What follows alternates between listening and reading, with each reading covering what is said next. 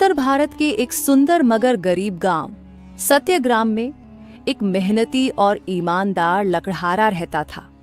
उसका नाम था अर्जुन। मिट्टी की बनी टूटी फूटी झोपड़ी में वह अपनी बूढ़ी मां दयावती के साथ रहता था।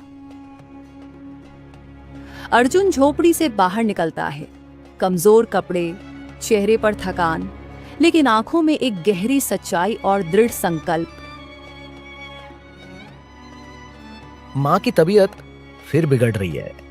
घर में दवा के पैसे भी नहीं बचे हैं। काश आज लकड़ी थोड़ी ज्यादा काटी तो शायद कुछ मिल जाए। भीतर से माँ दयावती की कमजोर मगर ममता भरी आवाज आती है। बेटा अर्जुन, तू जल्दी घर आ जाना। आज ज्यादा देर मत करना। और सुन, जंगल के भीतर वाली ढलान पर कदापि मत जाना। वहां पिछले साल भयंकर शेर दिखा था। मुझे बेहद डर लगता है। माँ, तू जरा भी चिंता मत कर। ऊपर वाला परमेश्वर सब देखता है। मैं तुरंत लौट आऊंगा, यह मेरा वादा है। वह अपनी पुरानी कुल्हाड़ी उठाता है और एक सूखी रोटी बांध कर चल पड़ता है। घना जंगल शांत था, बस पक्षियों की आवाजें थीं और अर्जुन की कुल्हाड़ी की धम्म धम्म आवाज। हर दिन की तरह उसने लकड़ियां काटनी शुरू की। शरीर थक चुका था, लेकिन मन में एक अमिट उम्मीद थी। बस थोड़ी सी आपको कुछ और लकड़ी, फिर चलूंगा बाजार। माँ के लिए आज जरूर कुछ फल भी ले लूंगा। अचानक हल्की सी हवा चलती है, पत्ते उड़ने लगते हैं। तभी जंगल के एक कोने से दिव्य प्रकाश निकला और सामने आ खड़ी हुई एक गाय। मगर वह कोई साधारण गाय नहीं थी। उसकी आंखों में असीम करुणा, शरीर से दूधिया रोशनी और पैरों के नीचे हल्की आभा। अर्जुन अचंभित होकर 2 कदम पीछे हटता है। हे भगवान, यह क्या है? कहीं मैं कोई विलक्षण सपना तो नहीं देख रहा? डरो मत अर्जुन, मैं तुम्हारी निस्वार्थ सहायता के लिए आई हूँ। आप बोल रही हैं? ये कैसे संभव हो सकता है? तुम सच्चे हो, मेहनती हो, बिना शिकायत किए जीवन काटते हो। मैं गौ माता हूँ। जो व्यक्ति सच्चे भाव और श्रद्धा से मेरी सेवा करता है, मैं उसका भाग्य बदल देती हूँ। माँ हमेशा कहती थी, गाय में साक्षात देवता बसते हैं। क्या मैं आपको अपने घर ले जा सकता हूँ गौ माता? हाँ अर्जुन, लेकिन याद रखना, यह कोई लेन देन नहीं। यह तुम्हारी श्रद्धा और विश्वास की परीक्षा है। गाय उसके पीछे चलने लगती है। अर्जुन की आंखों में खुशी के आंसू। रात का समय, दिए की मंद रोशनी। गौ माता एक कोने में बैठी हैं। गौ माता, मैं आपको ज्यादा कुछ नहीं दे सकता, मेरी गरीबी है, पर यही सूखा घास है जो मैं खोज पाया। प्रेम से दिया है, इसी प्रेम में अद्भुत शक्ति है। अब आराम करो मेरे बच्चे, सुबह देखना चमत्कार। सुबह का समय था। अर्जुन बेटा, जल्दी आ। ये सोने के सिक्के कहाँ से आए? अर्जुन दौड़ते हुए आता है। हे भगवान, ये तो सचमुच चमत्कार है माँ। अर्जुन की झोपड़ी के कोने में अब छोटे छोटे सोने के सिक्के रखे थे। कोई शोर नहीं, कोई शान नहीं, बस सादगी से हुआ एक चमत्कार। गांव की गलियों में चर्चा हो रही थी। अरे, अर्जुन का घर देखा तुमने? अब मिट्टी की झोपड़ी की जगह पक्की दीवारें बन रही हैं। सुना है रोज माँ बेटा घी में बना खाना खाते हैं। ये कैसे हो गया? गांव का बुजुर्ग व्यक्ति मेघनाथ काका कहते हैं। जब से वो सफेद गाय आई है ना, सब बदल गया है।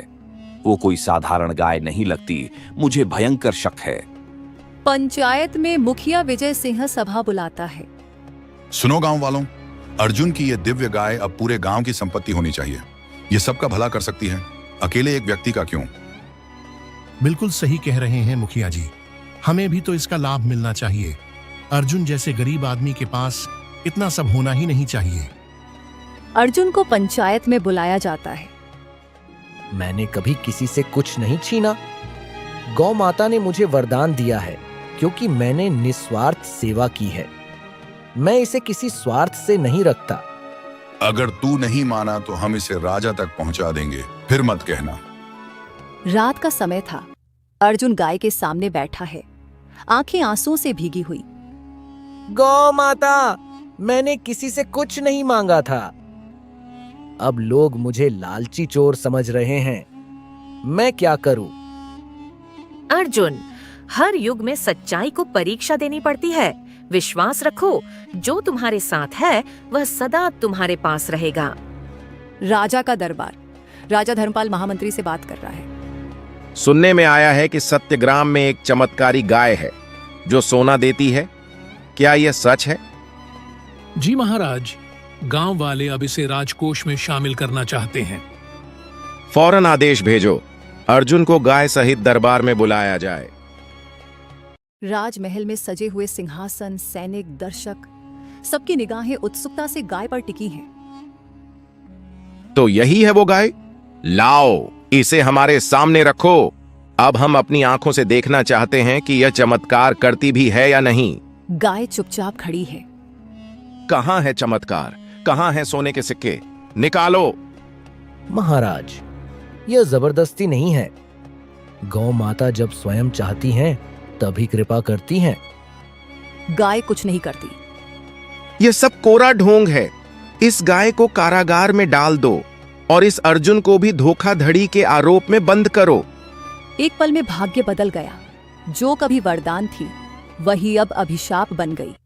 काला अंधेरा बंद कोठरी। अर्जुन अकेले बैठा है, आंखों में पीड़ा के आंसू। हे गौ माता, अगर मुझसे कोई भूल हुई हो तो क्षमा करे।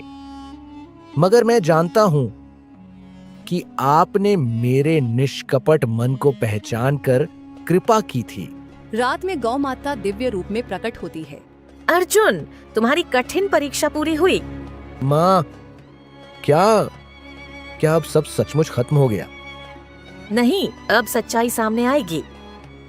राजा धर्मपाल सोते समय एक भयानक सपना देखता है। दिव्य प्रकाश, गाय सामने आती है। जिसने कभी मांगा नहीं, उसे तुमने अपमानित किया।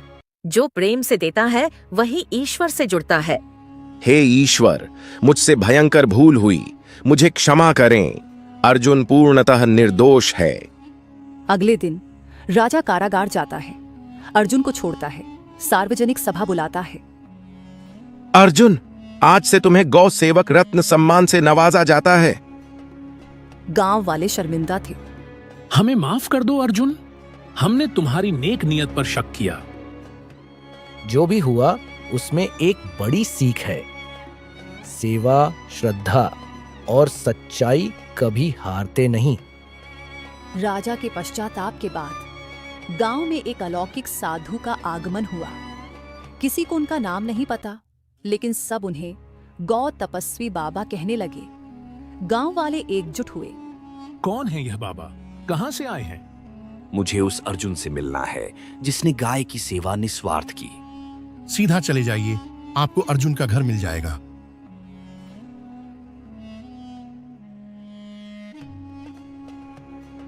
आप कौन हैं बाबा? आपकी आंखों में कुछ जाना पहचाना सा है। अर्जुन, तुमने जिसे गाय समझा वह कोई सामान्य गाय नहीं थी। वह देवगौ थी, माता कामधेनु का रूप थी। देवगौ? मतलब मैंने स्वर्गीय शक्ति की सेवा की। गांव के बीचों बीच एक बड़ा मंडप बना है। पूरा गांव एकत्र है। संगीत धीमा और भावुक। गाय ने अर्जुन को अंतिम बार दर्शन दिए। उसकी आंखों से दूध नहीं, प्रकाश बह रहा था। उसकी पीठ पर कमल का चिन्ह प्रकट हुआ। अर्जुन, अब मेरा कार्य पूरा हुआ। मुझे अपने लोक लौटना है, लेकिन तुम्हारी निष्कपट सेवा सदा अमर रहेगी। माँ, क्या मैं फिर कभी आपको देख पाऊंगा? जब भी कोई भूखे को खाना देगा, जब भी कोई निष्काम सेवा करेगा, वहाँ मैं सदैव रहूंगी। गाय धीरे धीरे दिव्य प्रकाश में विलीन हो जाती है। गांव वाले नतमस्तक हैं। गाय के जाने के बाद अर्जुन अपनी मां के साथ खुशी खुशी जीवन व्यतीत करते हैं।